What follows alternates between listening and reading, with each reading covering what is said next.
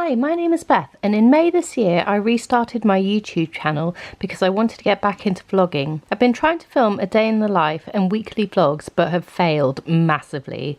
So instead of wasting all the footage, I'm creating a bit of a montage to reintroduce myself, or if you've just found my channel, to tell you a bit about who I am. If you've been with me for a while, thank you so much for sticking with me. As you know, I used to film family vlogs, but as the children have gotten older, we've decided that it's better for my channel to be my own creative space. This is for me, my outlet, as I navigate through my 40s. Some of the things that bring me joy are makeup, food, books, and listening to music. The majority of my time is spent working full-time and taxiing my children to school, swimming, dance, theatre school, the list just goes on. We have a busy life, so I like to use the downtime to learn and grow as a person. This year I've started a well-being journey where I prioritise my health and self-care. I'm pushing myself to do the things that I want to do, that I'm afraid of. It's taken me years to revive my YouTube channel, as I keep thinking that my life isn't interesting or aesthetic enough. The reality is I'm not doing this for anyone other than me. It's my little corner of the internet. One thing I want to do for my well-being is create a bucket list. I'm going to have a summer bucket list and a long-term one. Maybe things that I want to do before I turn 50.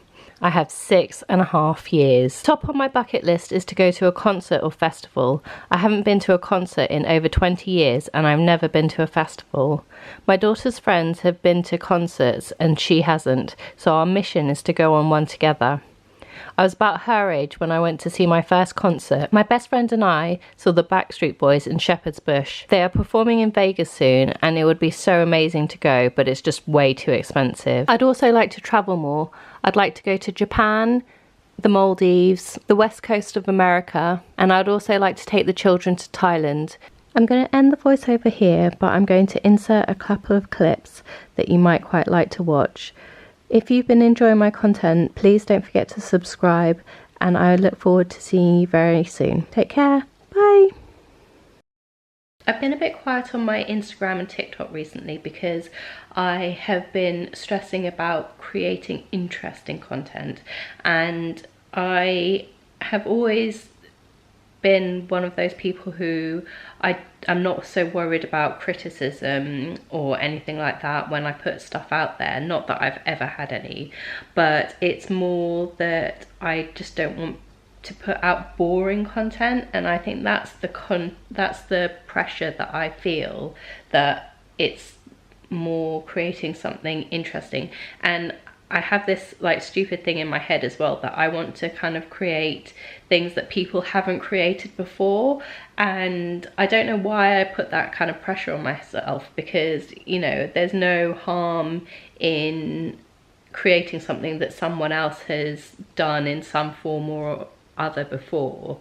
And most of the stuff that I actually find interesting is stuff that people do all the time, like favorites and what's in my bag and grocery hauls and stuff like that.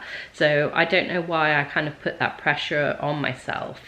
I am reading Mel Robbins' book Let Them, and I think my main reason for reading it is not so much the let them part of it, because I've not really ever worried too much about what other people think and what other people feel in terms of like judgmenty type things. I'm always quite a believer that, you know, people are going to do things regardless of your opinion, and maybe because I've grown up with a very opinionated dad. When I was younger, before he passed away, he was always not afraid to speak his mind, and like he would just say things like, I remember being in a queue at the cinema when I was a teenager, and you know, someone asked if this was the queue, and he said something flippant like, no, we're just standing here for our health. And that's the type of person my dad was.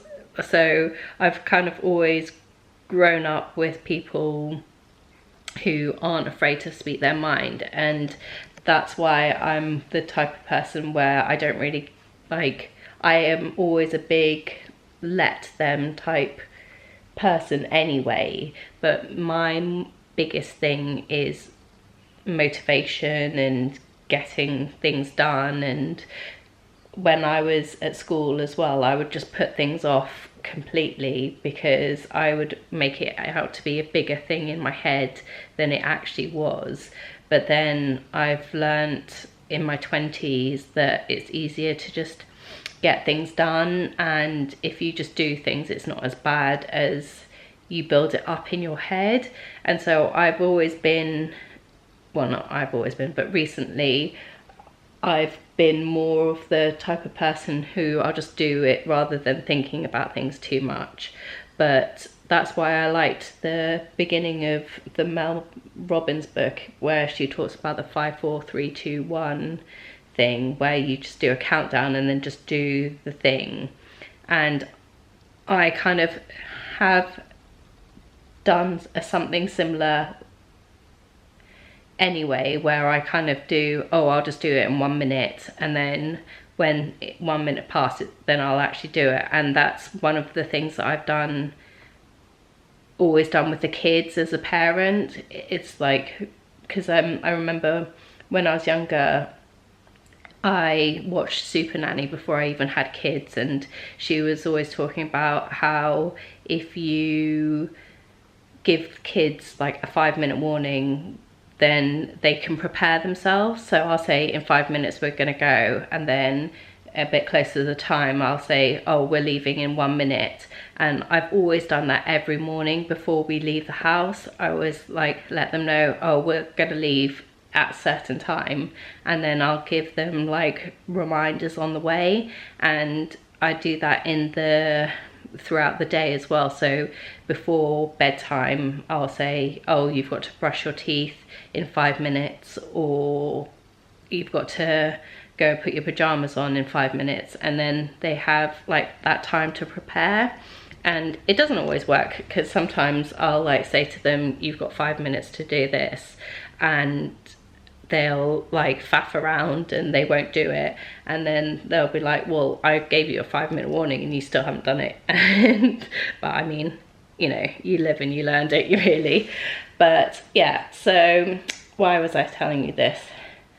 Oh yeah, so I am going to try and make myself a bit more motivated to do things and to not faff around too much. And I think that's my word of the moment, faff. I just keep saying it all the time. But yeah, I'm going to procrastinate less. I have just done the school run and it's about 9 o'clock. I've got myself a cup of tea.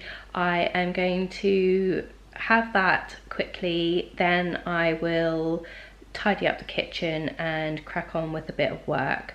I work full-time, and I have done for the last 2, nearly 3 years. Before that I was only doing 3 days a week, and then I got a second job to basically to have a bit of extra pocket money, but then the kind of whole cost of living thing happened, and I was just using that as a normal income, really. It wasn't for extra spending money at all. My weekday tends to start at about 6 o'clock when my alarm goes off, but I often find, because of my body clock, that I'll wake up anytime between 5:30 and 6 before my alarm goes off anyway.